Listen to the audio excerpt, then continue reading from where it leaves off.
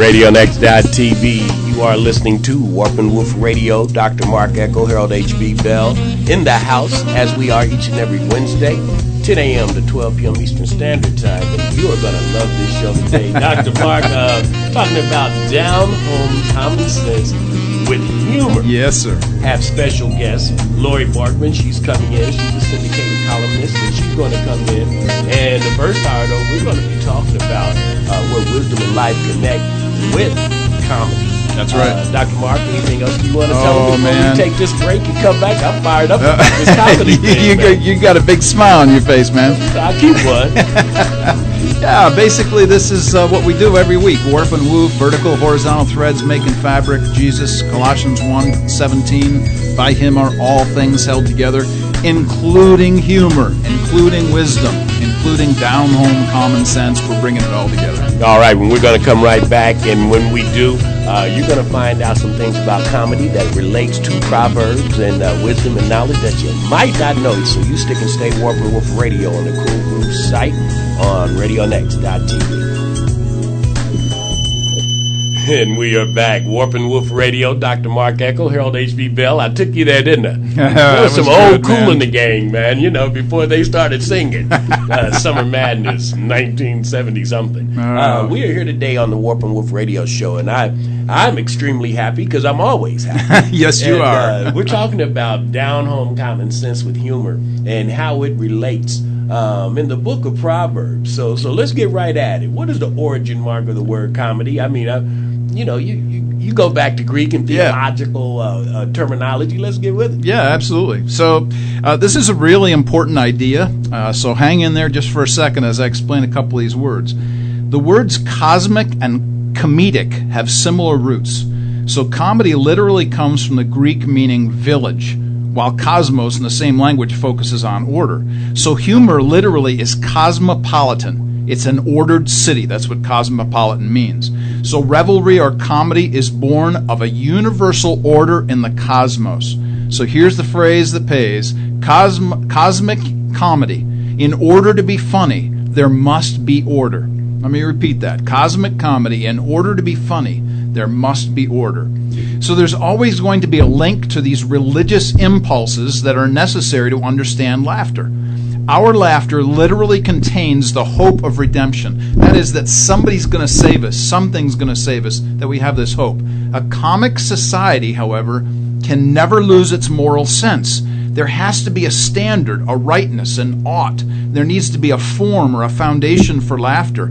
So let me say this again. Without order, without a standard, laughter dies. Now that's a really important concept. Without order, without a standard, laughter dies. So basically, order is the baseline. That's right. To verify or disqualify. Exactly or correct. Yeah, you look at you, man. Well, always a learning lesson up in here. And so, why do we laugh when people just do dumb stuff? That's a really good question. So here's my throwback to Jay Leno. I really miss some of these old guys like Jay Leno. Jay Leno did these great man-on-the-street interviews, and I know comics still do this, but I'll hearken back to Jay since he's who I know best. People say and do dumb stuff. Straight up, there it is. Silly things we do. Some things it's about, hey, I don't know basic knowledge, or I have no idea who important people are, like who's the president of the United States right now. Or they point out stupid things that politicians say or do, which, by the way, ought to happen all the time, and it ought to happen to everybody, whether Republican, Democrat, Independent, doesn't matter. Everybody should get it. Or we should poke fun at people, or comedians poke fun at people who think that they're all that in a bag of chips. Maybe you've heard that phrase, all that in a bag of chips. The powerful, the authorities, even pastors. I suggest that laughing at a stand-up comic is a marker of ethical belief. Let me say that again. Laughing at a stand-up comic is a marker of ethical belief. Why is that? Because all comedy is based on the flip side of the way the world works. We laugh at what we know isn't true. We laugh at what we know isn't true. So E.B. White, one of these great authors, he did Charlotte's Web, he once said, humor plays close to the white-hot fire of truth. Humor plays close to the white-hot fire of truth. Isn't that just an amazing thing? So you're exactly right. When you flip this all around, you're either going to see the truth or you're going to see the untruth, and that's what comedy's all about. And, I've never taken comedy from this, from the actual teaching of it, or where it comes from the root. And we're talking Proverbs and how it relates to comedy, people. This isn't us. This is the word. This is the word. So how does the use of humor promote wise living? So since you mentioned Proverbs, let's go there. Proverbs chapter 8. We always bring Proverbs to the table in this show. Proverbs chapter 8, this is a very interesting section of Scripture which actually talks about wisdom's origin. That is, where does wisdom come from? And wisdom is actually speaking. So in language terms, we talk about this as personification. Wisdom is literally talking. So this is what I want to read. I want to read Proverbs 8, 22 and 23. Listen to this. Proverbs 8, 22 and 23. The Lord possessed wisdom at the beginning of his work, the first of his acts of old. And here's the phrase, ages ago I was set up. Wisdom is saying, I was set up before the earth was formed. I was set up before anything was created. I was there at the origin of all things. Every single instance of humor is dependent upon that one idea of order. So here you have wisdom from Proverbs 8:23 that says, ages ago I, wisdom, was set up. I was established. I was committed. There's order in the universe. See, we humans rely on normal day-to-day experiences. We expect that people will act in a usual accepted fashion. We believe that there's a customary way that life should be lived. And we accept certain standards which become our habits. So what becomes typical or routine or regular or something that's come to be expected is now turned on its head. And when that happens, we laugh. So here it is. The inversion of order makes comedy possible. In order for comedy to exist, you have to have order, and what makes it funny is when you flip order and it becomes disorderly. So take a TV show, for instance, about parents and kids. Let's give an example of this. You got two things going on with a show about parents and kids. Number one, we see things that are true to life because we live it. So we're sitting there, we're laughing at this stuff because we're going, man, this stuff happens to me. I saw it in my kid, I saw it in my wife, whatever. The second thing that's going on in parent-kid shows is this. We see things that shouldn't be. And when we see it, we laugh when we see others do it. But then we think, hey, wait a second. That's me. That's exactly like me. So we're seeing what's true to life, but we're also looking in the mirror, which is the idea behind Proverbs. Humor promotes wise living by pointing to the truth, even when it's uncomfortable, man. Even when it's uncomfortable. So it has to be connected some type of way to even be funny. It's got to be a standard. It's got to be order. I love this, man. This is I've never taken comedy and thought about it from an intellectual side, but that's what we do on Warp and Woof. When we come back, we're going to get into the heart of this. And don't forget, the second hour of our show, we have syndicated columnist Lori Borgman, and she's going to expand on this topic a little more. But when we come back, we're going to talk about life and current events as it relates to comedy. You are listening to Warp and Woof on the Cool Groove site. RadioNext.tv on the Cool Groove site. And in two songs, we took Dr. Mark Eckel from a suburban white guy to a flat-out soul brother. That Frankie Beverly got you, didn't it? It was great. I'm telling you, boy. I know some people out there cracking up right now because that's dropping a real dose of soul brother on you, man. Frankie Beverly and Maze are just phenomenal. We're on the Warp and Woof Radio Show, Cool Groove site. Dr. Mark Eckel, Harold H.B. Bell.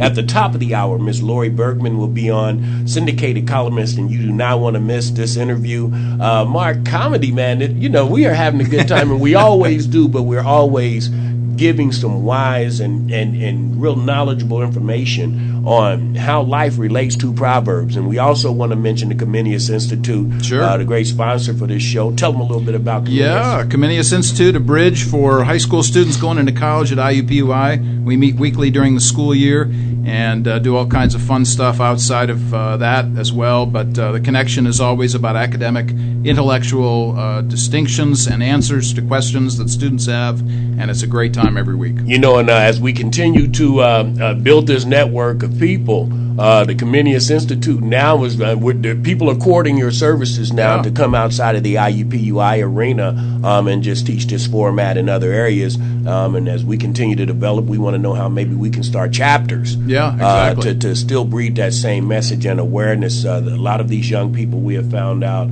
have no guidance, no knowledge about, number one, how to live properly, and then two, the introduction to Christ is key and major. In this second segment, we're talking about life and current events as it relates to comedy. We've already dissected comedy from a biblical phrase, and it is the medicine to the soul. Laughter is. It exactly and if you stay around, I'm telling you, it's contagious, and you need to do it more. But how does wisdom promote a better culture, Mark? And tell us about your cultural readings this week as it relates in comedy. Yeah. So here's a throwback to the last 30 years. Outside of my office and classroom, outside my door on a campus, wherever I was teaching, my walls, my doors were covered with comic strips. Remember what I said in the last segment, humor plays close to the white-hot fire of truth. E.B. White said that. So I had that big sign above all my comics. And in those days and still today, I always turn to the back of the morning paper to read the comics first. I figure that the best philosophy I'm going to get in the newspaper is on the back side of the newspaper out of the comic strips. The news of the day can wait till after the cartoonists explain the world in their strips. So students would stop outside my office just to read my door, read my walls, plastered with funny stuff. Some are held by magnets in my refrigerator at my house. Others are taped around me in my study. Recreated overheads for presentations or PowerPoint presentations. I've got strips framed and under glass even. These modern drawings capture philosophy through art. Let me give you some examples of this. Again, we're throwing back here to some old stuff just like the R&B we were listening to. Comics like The Wizard of Id, Calvin and Hobbes, Frank and Ernest do a good job of explaining human nature. Of all the comics I've saved over the years, those that communicate best are depictions of characters that correctly mirror what people are like. So here's an example. There's one that I have from Non Sequitur called The Essence of Human Nature. So a man and a woman are standing by a sign that says, absolutely no machete juggling. Don't juggle machetes. And the man says, suddenly I have an urge to juggle machetes. Because stands to reason, right? Hagar the Horrible makes a case the other way. Hagar's wife sees her husband leaving the house loaded down with weapons. Where are you going, she asks. I'm meeting with Attila the Hun to discuss the possibility of a peace treaty. Frowning, her second question is, why do you need all those weapons? Hagar matter-of-factly explains, because it might not be possible.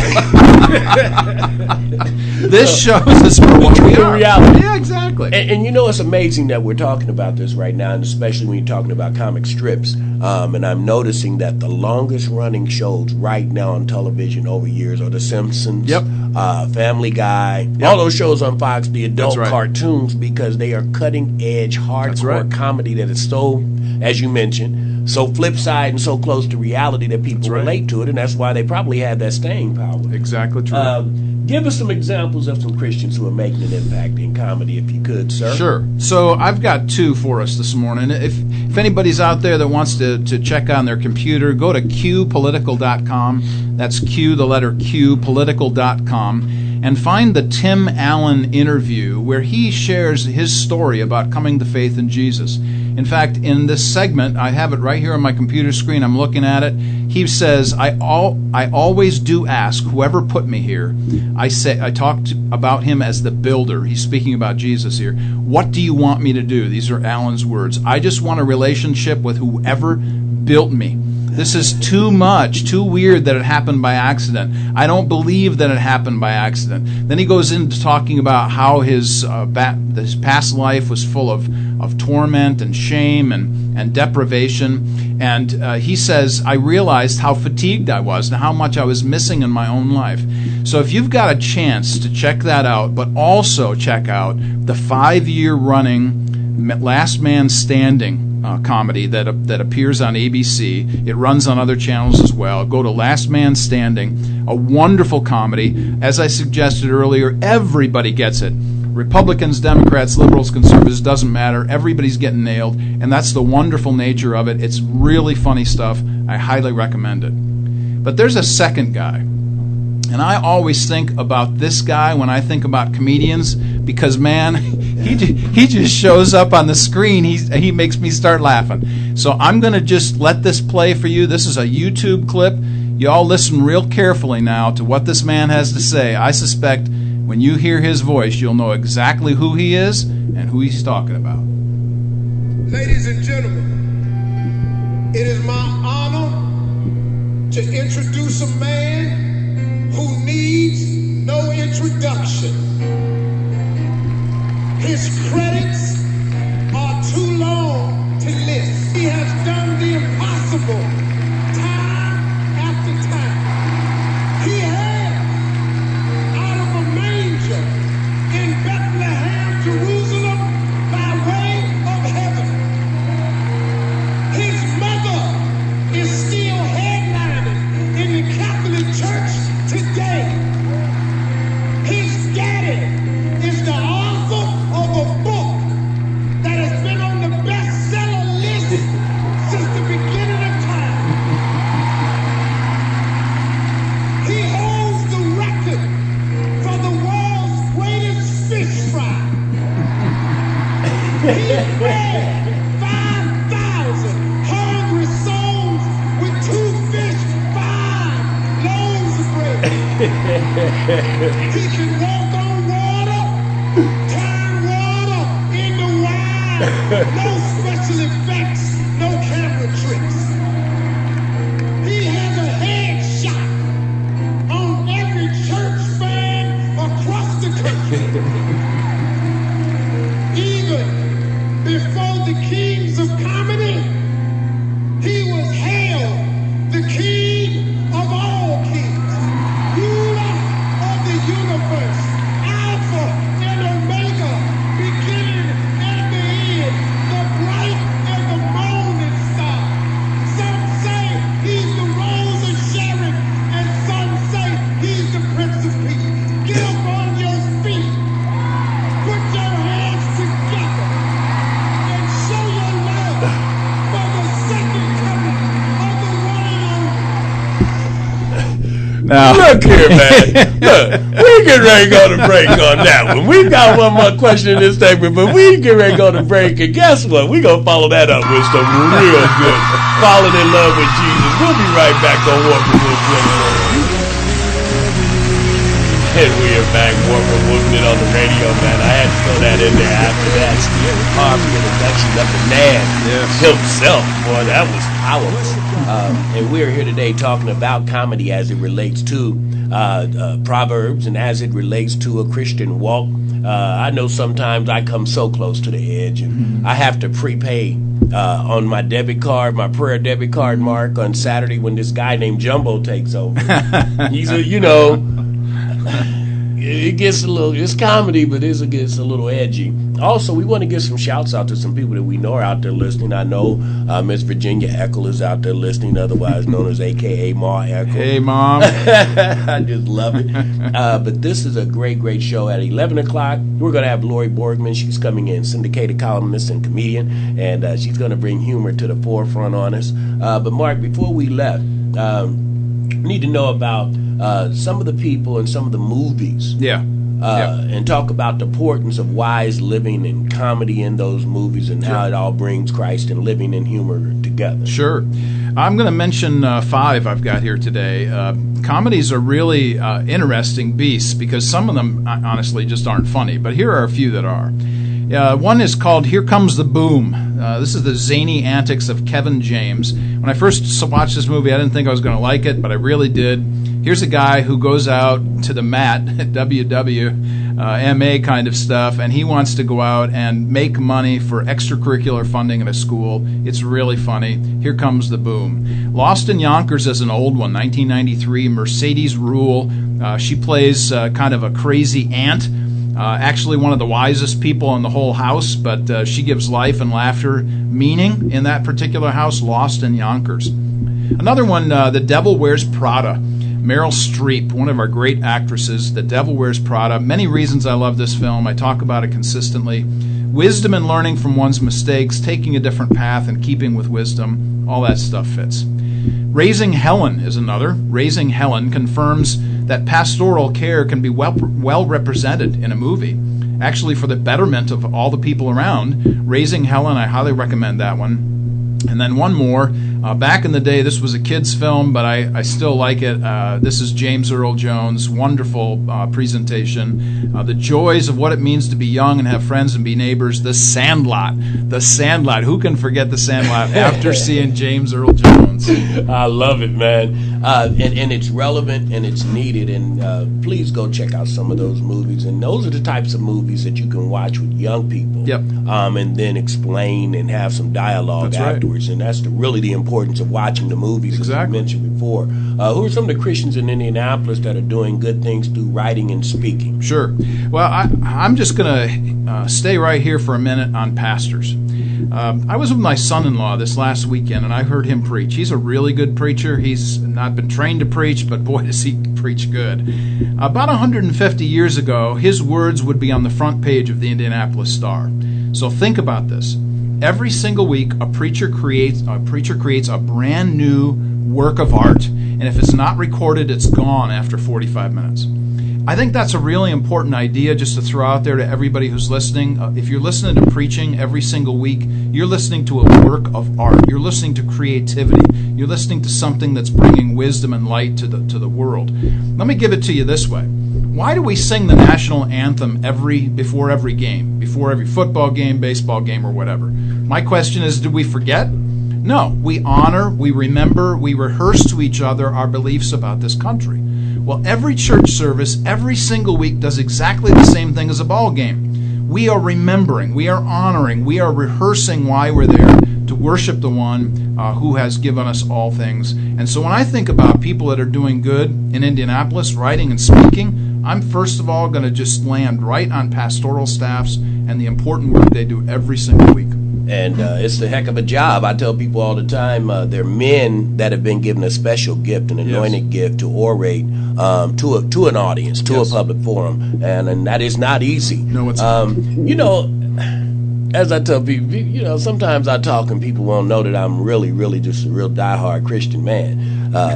Because I do talk a lot of stuff. But, should we be real serious in what role does culture play in Christians, and how should Christians view humor? 'Cause, I know we're serving Christ, but it can't be this just serious slide every day. Yeah, exactly. I think people get a little hung up and a little chippy about some of this stuff. But let me give you an answer that I've got at least. I'm sure you'd hear different things from different folks.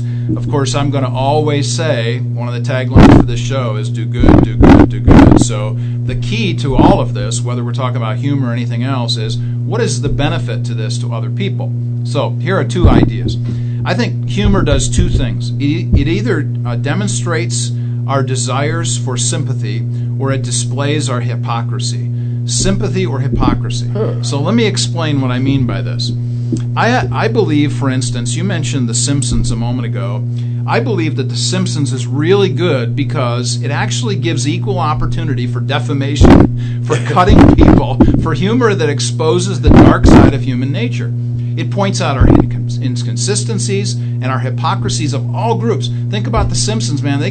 Everybody gets nailed. And that's the wonder. That's the wonder of it, right? I just love that. So give me mocking and derision and scorn any day as long as everybody's getting it. That's cool. Now, there's another kind of laughter, however, and this kind of laughter makes you want to be sympathetic toward the characters. Now, that can be good and that can be bad. If you're being sympathetic, let's say, toward the villain or the bad guy in any particular episode or a movie, if you're being wooed to this particular person, even though he's awful and atrocious, this really is not going to set well. This isn't going to be something that actually gives us what is good.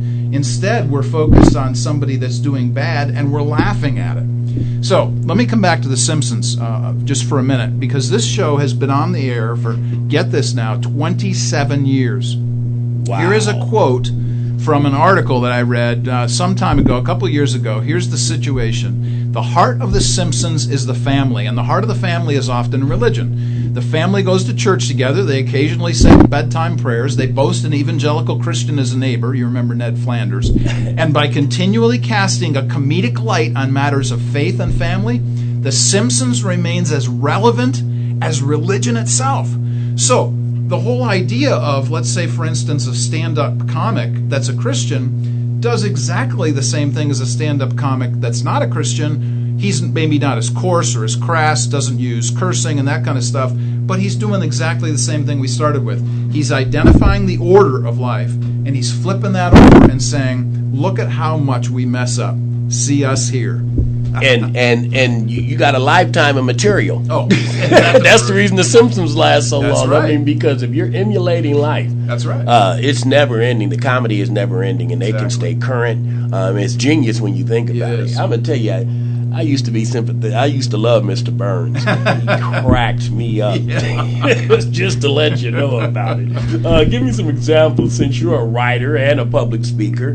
How do you use, and a preacher? Yep. How do you use your humor, Mark, to I guess, even try to build cultural divides? I mean, because once you find out what something is about, that's right, it can become funny. Yeah, absolutely. If you don't know the culture, it's hard to connect sometimes to what people are making jokes about. But once you get inside and you start intertwining these two different divides, now funny is funny all in a universal sense. So how do you use it? Sure, absolutely. So you've hit on something really powerful and important. Is you got to know other people. You got to know their culture. You got to be with other people. You got to read their stuff. You got to listen to their music. All those kinds of things. I'm going to give you two answers to your question. The first is what I refer to as self-deprecating humor. That means you're making fun of yourself. The best person, bar none, that does this anywhere is George W. Bush. This guy rocks, man. I don't care if you're Republican, Democrat, liberal, conservative.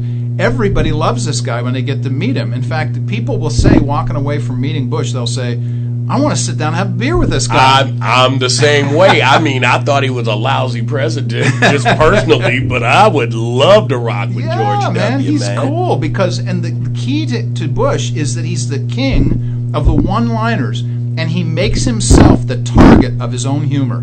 So there's two things that happen with self-deprecating humor. First of all, it disarms people. It puts them at ease, fingers pointed at the speaker, not at the audience. That's good. The second idea here is humility. And when Bush or anybody like myself, I do this all the time, I use humility and I'll say, look, man, I'm just like you. I fail, I flub up, I fall, I sin. And the audience now is ready to listen to somebody who doesn't take himself too seriously. So the first one is self-deprecating humor. The second one is honest, straightforward vocabulary. So I tell stories of real-life funnies that happen that make people roar. Why is that? Because they're real. People appreciate real. For instance, here's a for instance. I wrote an essay on this called Dumb.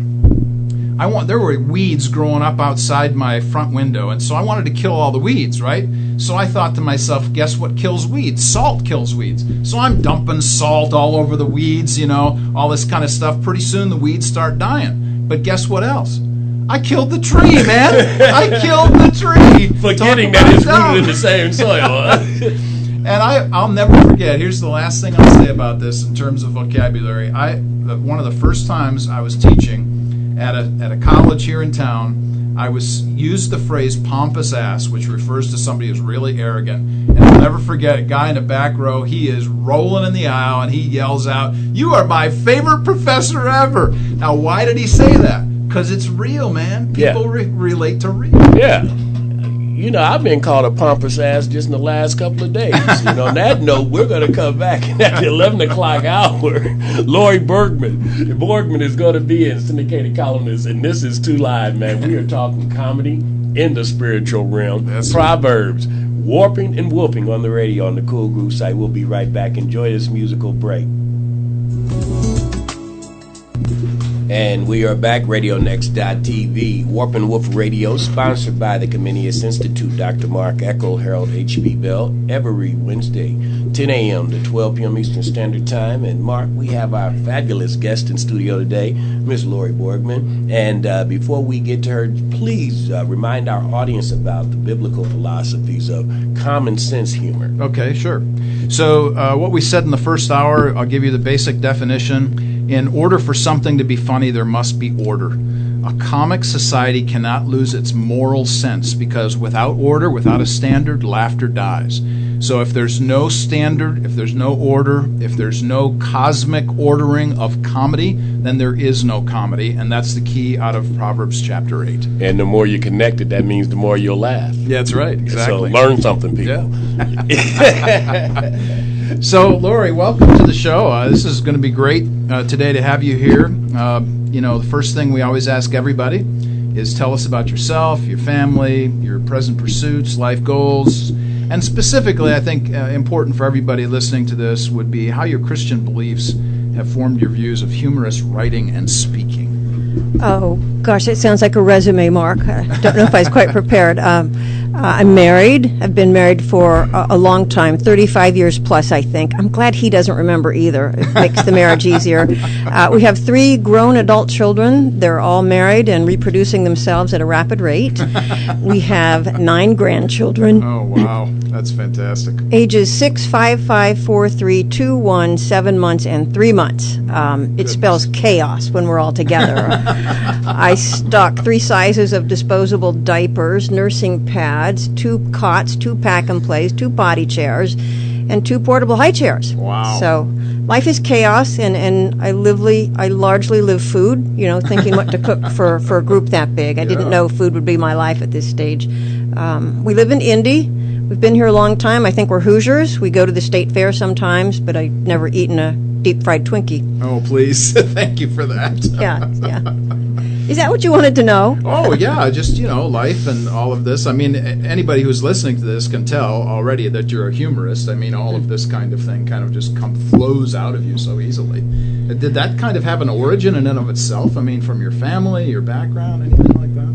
I think I grew up with storytellers. My parents both had farm backgrounds. Okay. Nobody has dry wit like a farmer. Yeah. And they have a keen sense of observation. And I grew up with a large extended family of storytellers, so it was just kind of natural. Okay. And I was a letter writer as a small child. You were a letter writer? Yes, very much. Huh. And I had a number of retired school teachers who were much older in our family as great aunts who would write back. So I knew I had to mind my P's and Q's and know a comma from a semicolon. And I think it was really good practice. Oh, that's great. When you think about all of this kind of thing, obviously you're coming out of a rural context, country. All of those kinds of things matter. You've got you've got aunts who are going to hold you to a standard in terms of English and all of that kind of stuff. But in terms of a Christian view of these things, how did this belief system about humor and common sense, you've written about wisdom, all these kinds of things, how did this bubble up within you, and how does this make you who you are? Well, I think it was all grounded in the Word. That's where everything flows from. And it's a calling. It's part of the general calling to follow Christ, and the specific calling. My calling is to write and to photograph.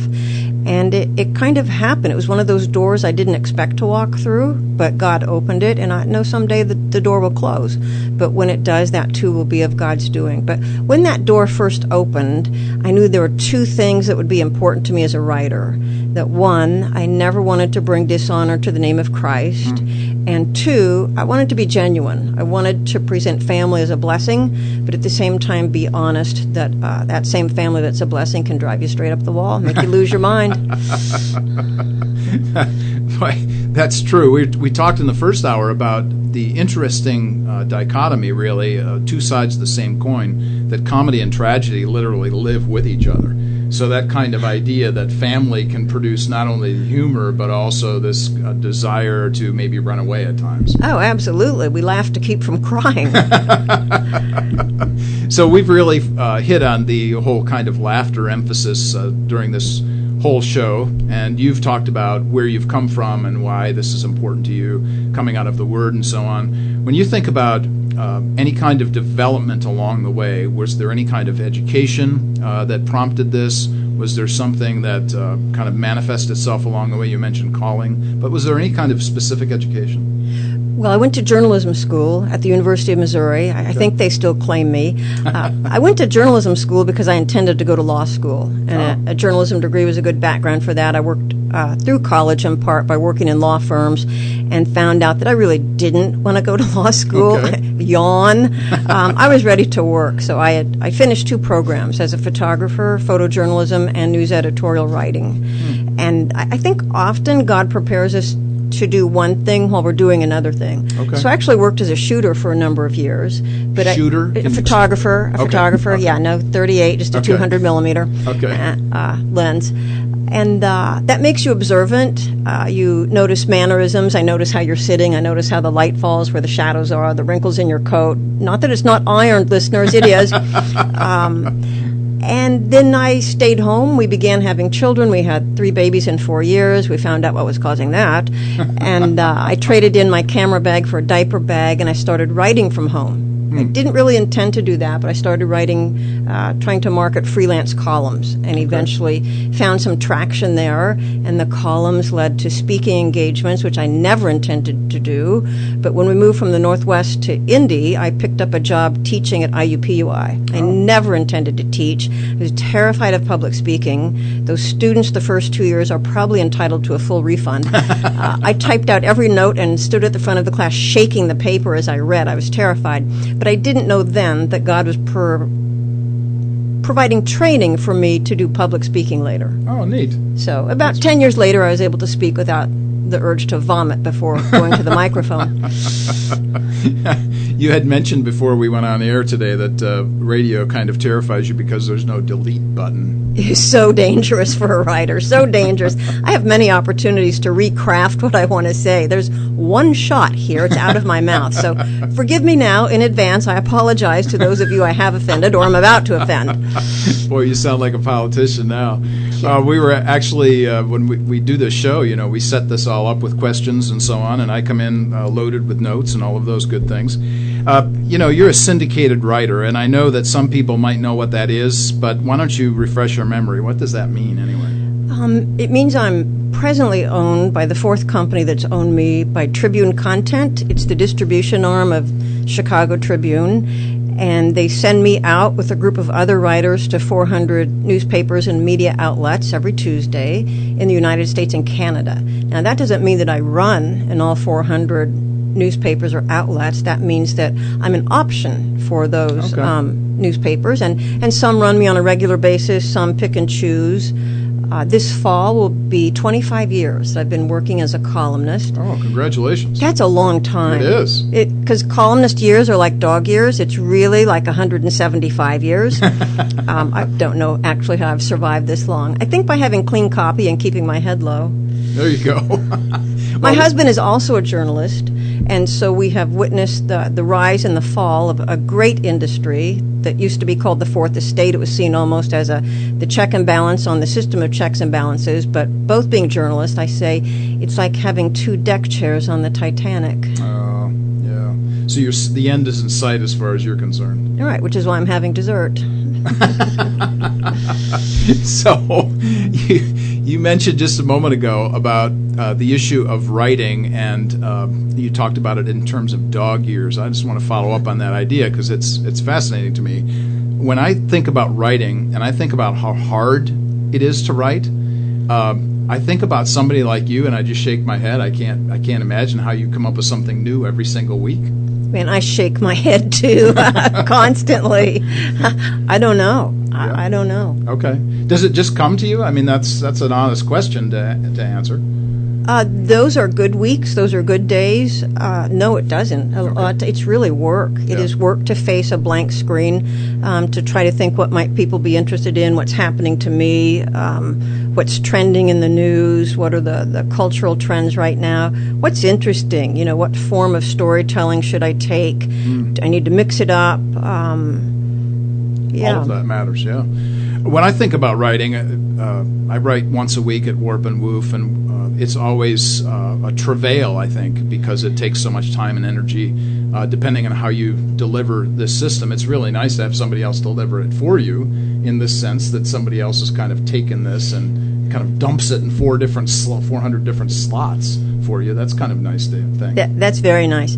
But back to your point about the travail and the time that it takes. As you know, you can maybe crank out a piece in 2 hours, or it could take the better part of 2 days. Yes. And you can subscribe to my column going to loriborgman.com and enter your email in a box on the right-hand side of the screen. And I have stats, analytical stats on that. It's really funny. In a sick sort of way, I may spend a day and a half, 2 days writing something, and then I can tell how long it took the average reader to read it, like under 1 minute. So that's really good. It helps to keep me from taking myself too seriously. Oh, my word, yes. I think that's really a difficulty when we think about how much time it actually does take.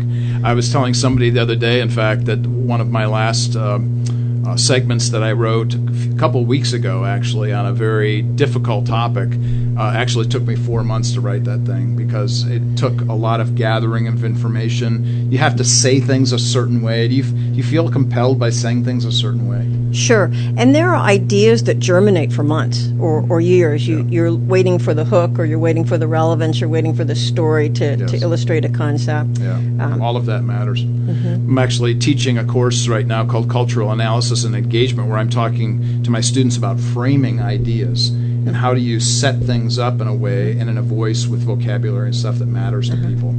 I'm sure you do the same kinds of things. I hope so. I may need to take the class. Well, when it comes to writing, your stuff is enjoyed by many people around the country. What do you think attracts people to your style and to your subject matter? That I'm average.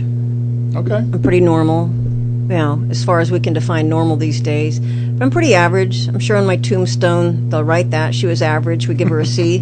I'm hoping for a C+. I'm sure a B- would be a stretch. I'm a fly on the wall. That's a great compliment when someone says, wow, I thought you were in my kitchen last week, or wow, I thought you heard me talking to my kids. There's also, to get a little more technical, there's a Gestalt design principle called closure, and that's where you don't complete the picture for others. You see the principle used a lot in advertising, especially for car advertisements. The person driving the car is blurry. You can't make out the person, and that's so you can close the picture by inserting yourself behind the wheel of the car. How about that? And that makes you want to buy the car. And so that's why in my columns I have never ever named my husband, named my children, been specific, because it's really not about me. I'm trying to find the universal story that resonates with every family, every woman, every man, or whatever it is that week. So they close the door and they can slide into the picture, slide into the story.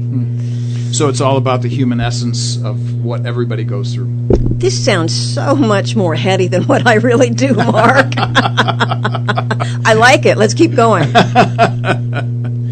So day in and day out, this is the thing. This is what we do. It's a very hard process that we go through in terms of writing. But when I think about anybody who does this really well, I always think about you. In fact, I actually point people to your website and tell them, hey, read this woman because she really knows what she's doing. So this is the kicker. I mean, we've been talking about this the whole first hour. So why is humor important in writing? How do you do that?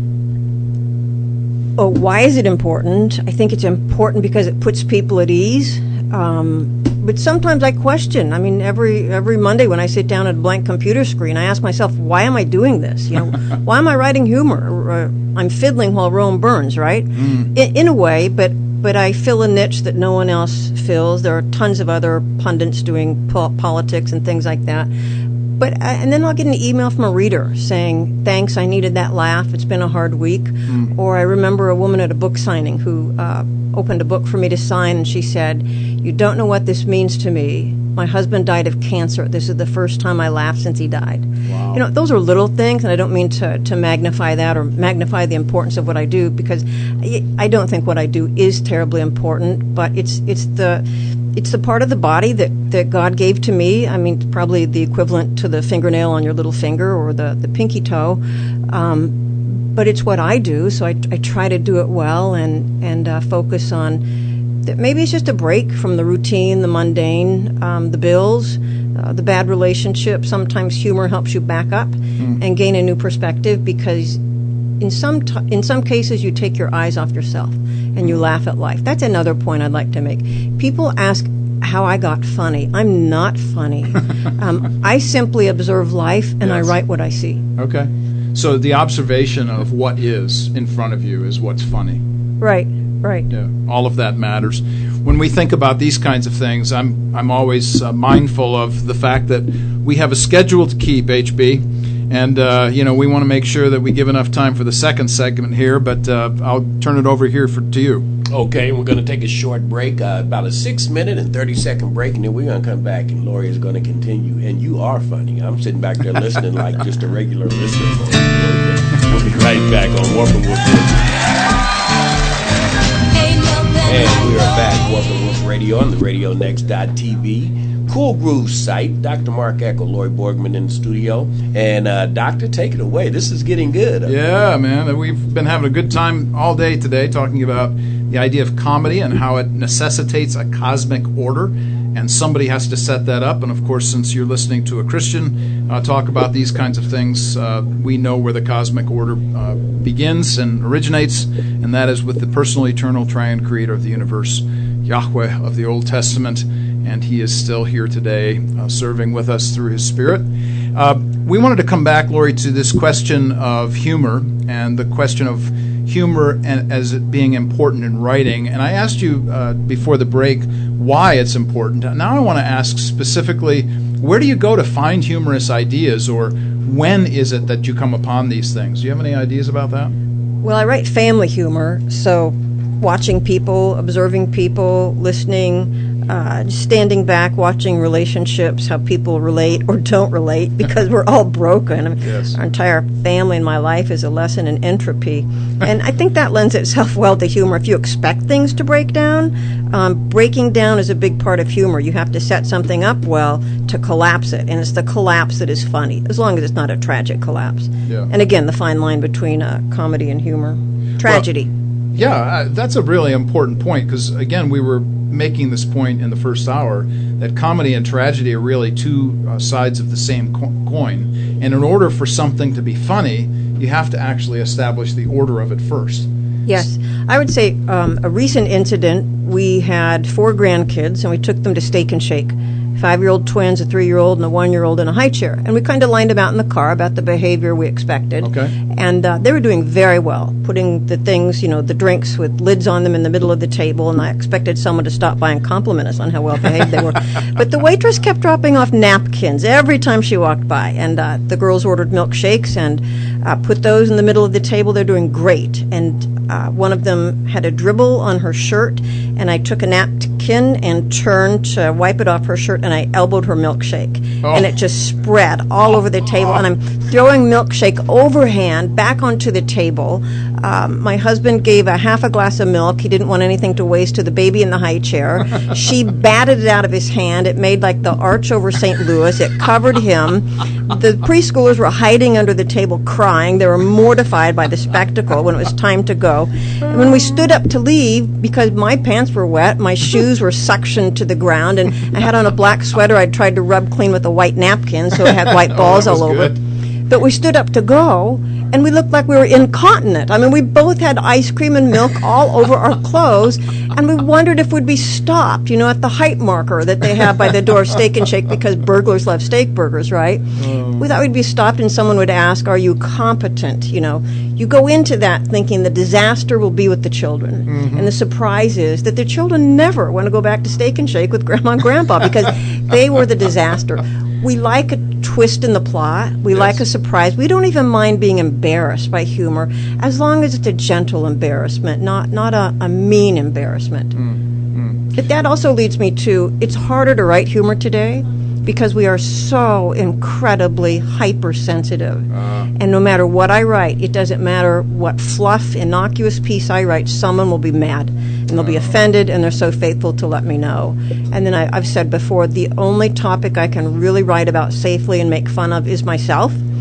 And then I write too many columns like that, and I actually got a note like this one time that said, hello, Lori, I've read your column for 12 years. I'm a family therapist. I have been in practice for 20 years. Please call if I can help. So it's a lose-lose situation. Oh man! So I love that whole flip the script bit. Did you actually put that in writing, by the way, that story? Yes, and I never know, because I work alone in this isolated pod of one. I never really know what's going to resonate with readers, and humor is very subjective. I mean, I can read my own stuff and think it's good one day, and then 2 weeks later think, why did you ever let that, out into cyberspace? But reader response tells me what resonates, and that was a wildly popular column. Oh. I didn't see that coming. Did that tell you something or teach you something about self-deprecating humor? Well, I've known that for a long time. People really enjoy laughing at me. So much more fun than making fun of them. Oh, you're certainly right about the hypersensitive thing, the trigger warnings and all those kinds of things that folks are going through today. Incredible. Yeah. Chalk is now terrifying college students. I'm sorry, but I look at them and I think, really? You are the age of my father and my uncles and all the men in those boats invading the coast of Normandy. What would you have done if you're terrified by chalk? Oh, man. Boy, we could run with that one, couldn't we? I mean, we could get into all kinds of socio-political stuff right now and move in that particular direction. Right, and how you can end your career by writing humor about those things. Yeah, exactly. Unless you're getting paid for that by either one side or the other, depending on where you're going with it. Even then, it depends on who owns you, and there are limits. I mean, when I sign a contract, this is the fourth group that's owned me, there is now a clause in the contract about hate speech. Oh, my. And I think it's a discretionary, it's very subjective, and should you violate that clause, you're gone. You can still exercise your free speech as an American, but it will be on a street corner and to a party of two. But not getting paid for it. Yeah, that's something altogether different, right? Yeah. Well, you speak around the state and the country. What groups extend invitations to you, and what topics do you speak on? So go publicize yourself here. This is here for you. It is a wide array of groups. You should have me come speak to your group if I haven't. There you go. I've addressed funeral directors convention, and I asked, do you people know I do humor? But they said yes, they wanted humor, and they had terrific senses of humor themselves. I do a lot of lecture series. They are usually lecture series where they sell tickets for 6 lectures in the year, and then they use the funds to support a hospital, a scholarship fund, fight cancer, heart disease, things like that. A lot of secular groups, civic groups, a lot of fundraisers, and a lot of faith-based groups too. I do retreats sometimes. I'll just do church events. A lot of churches just have one-day events for women. Sometimes I speak at schools about writing, all over. I think one of the more fascinating ones was for a fish fry for cattle breeders. It was I'm still puzzling over that one. 500 cattle breeders having a fish fry. Really? I thought there'd be steak, but it was really good fish. Sometimes when I go to an event or a lecture series, I will get pulled into something I didn't anticipate. Once I was pulled into a residential home for juvenile girls. They were raising funds for them, and they thought, hey, if we're raising funds for them, wouldn't it be great if she went and talked to them with no notice? Here we are in the car, we're stopping now. How about you pop in there and do 20 minutes? Oh, my word. That was interesting. Wow. That was fun. Wow. And probably my two most memorable and most treasured are being asked to give the college commencement address at the Indiana Women's Prison, an unforgettable experience, and being asked to address a Spouses of Congress event in the Capitol building in D.C. Great honors. And if there is a church basement in Indiana, I've probably been there. I probably spoke upstairs and then had chicken salad downstairs. I love Indiana. I love where we live. Yeah, it's a great place to be. Being a Hoosier has a special kind of appreciation by those of us who live here, and for those who don't, once you come here, you really do like it because there's a sense in which you feel like a family here. It's really quite something. And may I say on that topic, Mark, because I've spoken in a lot of different places, a lot of different venues, may I say that we are not as rotten as the media would lead you to believe. If I am doing lunch with ladies who lunch in Dallas and they've broken out their fur coats because it's under 50 degrees, you know what? They think I probably have a fur coat too, that it's just in storage. And if they're sharing their travel stories about being to the Arc de Triomphe in Barcelona, they probably think I've been there too. I haven't. I have a wool coat, and I've been to Mexico and Canada. But we're very accepting, no matter what circle you're in. If I'm with farmers, they kind of assume that I know about no-till farming, and when I don't, they're very accepting. When I'm at a city mission, they think I probably know that you can always get a job folding sheets at night in a downtown hotel. And when they find out I didn't know that, they're accepting. We are accepting. We are very, very generous. Let me share a story. Speaking to a group of retirees after Hurricane Katrina, white-haired people, fixed income. They wanted to collect enough money to buy one portable filtration unit.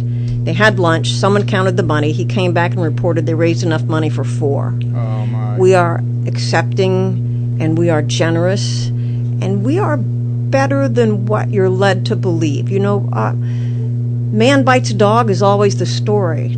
Dog bites man. Man being kind to his fellow man is never the headline. So be careful about what you listen to and how you form your perspective and your assumptions about who we are. We're not as bad as you're led to believe. I mean, we're bad. We've got dark corners, but yeah, we're not just the flyover state. That's for sure. And one of the things that we talk about regularly on this program, in fact, one of the taglines for this program is from Titus 3, 1, 8, and 14, which give us the commands to do good, do good, do good. And honestly, it's one of the greatnesses of this state, the state of Indiana, you've well said. And the whole country. I'm talking the whole country. We were created to do good works, whether we acknowledge it or not. And that goes on a lot, on a big scale and a small scale. Yeah. You had said that you've been in every church basement in Indiana. I wonder if there are any other states that you have inhabited basements. Illinois. I get to Illinois a lot. I have regular states that run my column. Colorado, North Carolina, upstate New York. That blows me away. I'm very popular. Buffalo, Albany. Nice. Yeah. Do you travel there too to speak? I mean, Yes. Yeah. I have invitations that take me around. Okay. Charleston, South Carolina. Please ask me back again. Beautiful place. San Diego, anyone? Yeah, you wanted to go there as well? Been to L.A. So, okay. Yeah. All right. Well, you need to drop south to San Diego. There's Yes. some good stuff there. Well, let's move on to your books. You've written books, and one of the books that you've written is on common sense. And, of course, in this particular show, we highlight wisdom all the time. We come out of Proverbs. That's a real key for us. So tell us about the title, why the title is important to you, and how it has resonated with people who have read it. In 1998, I had CNN on in the background. I was working with my back to the TV and listening with one ear, writing, and it was the birth of political correctness. And a story came on about how a town in North Carolina had voted to regulate the furniture you were allowed to have on your front porch. Wow. And I think my head just kind of blew like a volcano. And I wrote an obituary for Common Sense, and it just wrote itself. And it was before the internet had really boomed, but I Googled it maybe a couple years later or searched it, and it had gone viral.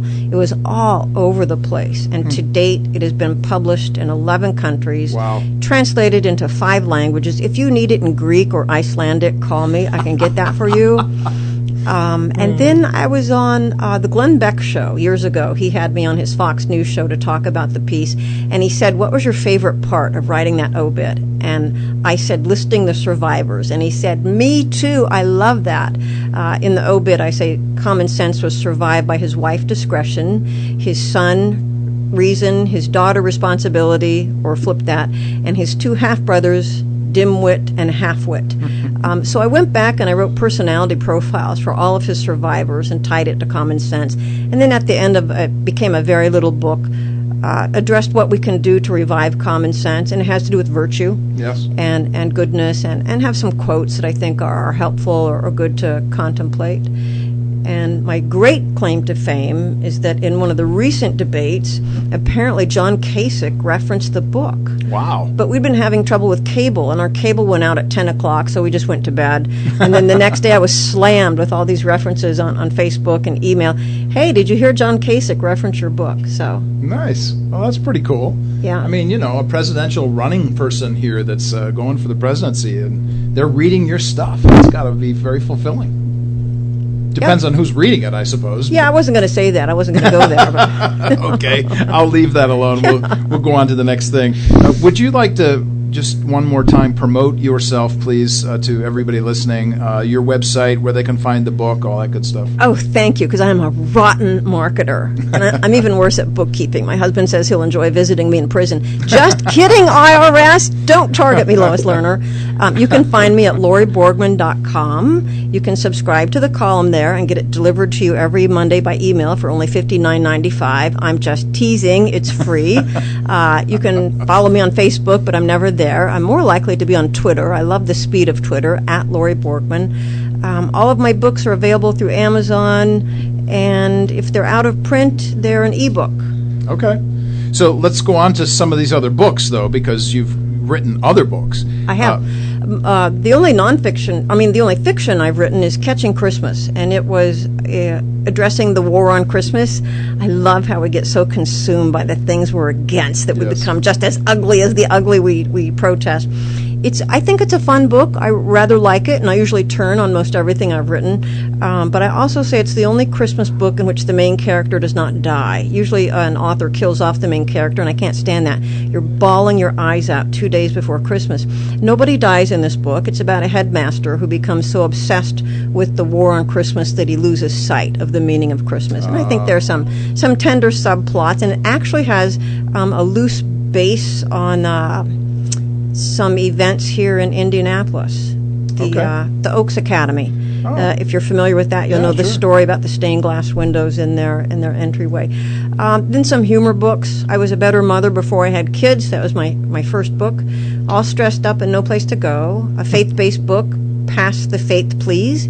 Children Do Not Live on Macaroni and Cheese Alone. And Common Sense. I think that's about it. No, my most recent book, My Memory is Shot. All I retain now is water. Some consider it sci-fi, especially if you're under 40, but get a grip. Read it. Find out what the future holds.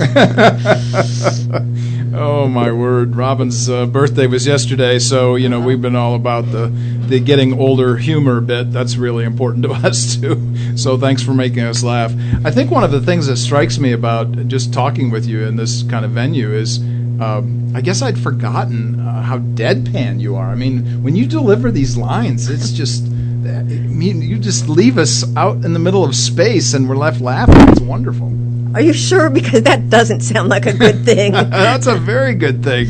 I love it when somebody with a straight face can make me laugh, and I'm just belly rolling over here, and you just have this grim smile on your face. I just absolutely love it. Well, you've been telling us some stories through this segment of time. I'd really love it if you could spend some more time telling us some stories about the importance of wisdom and common sense in life. Just kind of spin as many as you'd like here and tell us about some of these ideas. Okay, we may take a pause from funny. Wisdom and prudence are used synonymously, and they are among the 4 cardinal virtues: wisdom, justice, fortitude, and temperance.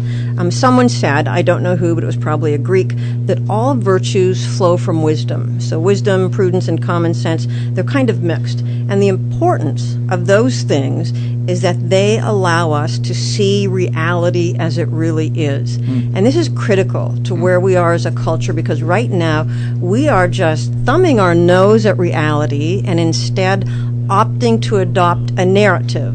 It's like we have this choice between the World Book or the Almanac of Facts, but instead we're going to choose to live in a little golden book that we write, often with an ending that's quite self-serving. And that's why wisdom and common sense are critical. We have to see reality as it really is in order to know how to live, how to respond, how to change, how to interact. And I keep a computer file of examples of the death of common sense. I probably shouldn't. It's really depressing, but it's also funny.